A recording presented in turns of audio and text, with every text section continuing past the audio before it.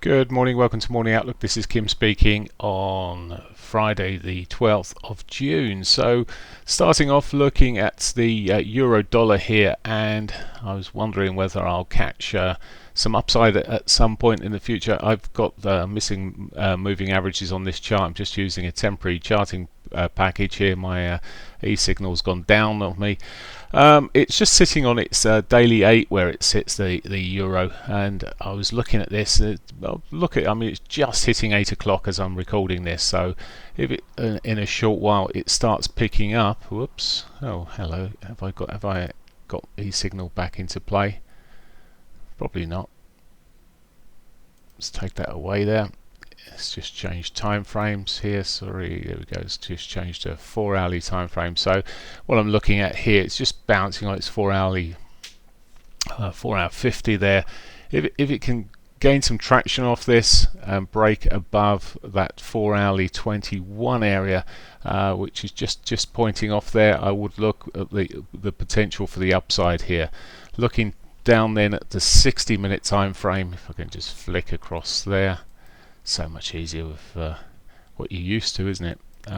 Anyway, so at the moment it's actually the 60-minute is just bounced into it or moved into it 60.21. But if it can break above that, that maybe give me a more aggressive entry here with targets out at maybe that 60.50, and then prior highs there at around about 114. Or just maybe short of that. Look at the bodies of those highs. Okay, so I'm still erring on that bullish side, but only if it breaks up here. To the downside, there is an obvious trend line across this hourly level here. If that starts sinking down quite quickly, well, we may get a move down towards that S1 area, those prior lows from earlier. Okay, so that's the euro. He says now looking for the pound on my list here, the pound dollar. There we go. Let's run this out to a daily chart first. And there we go. So just put a bearish pivot swing there on the dailies. Actually has been triggered. So looking a bit bearish on the pound. But as we bring up look up the time frames here, the 4-hourlies. Oh, look down the time frames. I should be saying 4 hourlies. Well, yeah, it just doesn't look quite that attractive at the moment. Bullish flag that still sort of sits across there. Maybe if it can get some traction and push up there, it'd be a similar sort of view of trying to catch the upside there. But for now, in fact, it's, well, again running into an hourly 21. Maybe again break of the lower trend there. It could be on for its S1, maybe those prior lows at around about 125. So both of these have got a bearish alternative there if they start breaking down, and well, we'll see how that rolls. Okay, that's the pound. Let's see if I can find the yen on my list here somewhere. He says pound, sorry, US, where are you?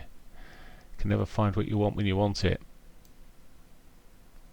I can't find the yen on my shortened list here, and I need to go to a bigger list. Just please bear with me. Major crosses.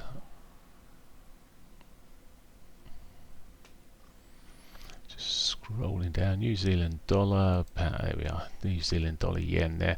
Okay, let's come out, look at this on the dailies. And again on the daily wise, we're seeing, well, actually seeing a bit of support where it is at the moment. On this, sorry, I've got the New Zealand yen. I just managed to switch across from where I was looking a second ago. I thought that looked a little bit different. Never play with different charting package. There we go. That's better. Okay. So has sold off recently here, the yen. Maybe if we start seeing these other markets moving, this risk might come back into these markets and see this yen give up some more. We'll see. I'm really stepping away from it, not really doing too much with that. It has had a bit of a pitch up here. If the money, as I say, still is running towards the yen and safety, well, we'll see a reversal here. Not pitching up anything obvious for me at the moment from what I can see here. So I'm sort of it's like trading one eye with one eye at the moment, basically. Bearish sort of pattern here on the hourlies, may find support. Looking at what the bigger time frame's doing, really still heading south there, so maybe that roll through that and not give too much support. So does look a bit soft there for the dollar yen. Okay, whilst I'm here, let's see if I can find the Aussie dollar. Aussie dollar, found it, there we go. So have a look on the dailies then. Aussie dollar, big off day yesterday, and again we got this sort of potential support sitting here on the Aussie. It's just pitching up there. It's just come down the time frames. 4 hourly, bit of support there, bullish pivot swing potentially. And again, it's sort of when you come down to the 60-minute, a lot of these have this option here of could just continue. Look, it's got that bear flag and this hourly. Continue with that trend, or is this going to? It's already had a chance. It's actually closed above its 21 on one occasion here. Now this is one of the stronger pairings. I'll say stronger pairings, stronger currencies as of the last month, even last month at least. Out there, so it maybe the Aussie could give this sort of the shove up there. If you were looking at the same sort of principles, there's the daily 50 there at 69.30, so it has a pretty similarish option to all as the euro if it does start picking to the upside. At the moment, they both look a bit soft, and I'm just looking at the Aussie, the euro, on another chart there, and it's a bit slow and sluggish, and we could be seeing. But if we can get a break up and a bit of a continuation, well, as I say, there's the upside targets. If it breaks down this flag here, well, really lower part of the flag would make sense at the moment, maybe the daily S1 there. Okay, and finally he says, because he's struggling to find anything that I want quickly on this, if I can find the Canadian US dollar, Canadian dollar. Let's see where you are. US dollar CAD, there we go. So the US dollar CAD, let's just have a quick look from daily wise. So the US CAD has just run into its 21, so we've got a lot of these that are sort of around some key areas here. Now it's running into its 21. Is it going to have a reaction off that, off the daily? Let's have a look at the 4 hourlies, where you got that bear flag that could be could break, and we could see a run down from there. From an hourly perspective, actually still very much bull flag sort of territory there, but as I said, with the other markets there, if these start rolling over, maybe they got more. The CAD to me just looks at a little bit sort of more likely to maybe continue in the direction it was in, but they may all follow suit in terms of softening up there.